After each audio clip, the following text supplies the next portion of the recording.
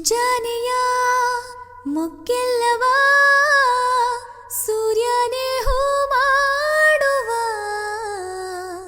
ಈ ಹುಡುಗಿಯ ಹೆಣ್ಣಾಗಿಸೋ ಜಾದುಗಾರ ಇವ ಹೋ.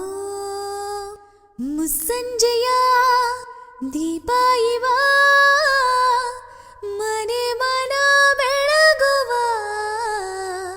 ಸದ್ದಿಲ್ಲದ ಗುಡುಗು ಇವ ನನ್ನೊಳಗೆ ಮಳೆಯಾಗುವ.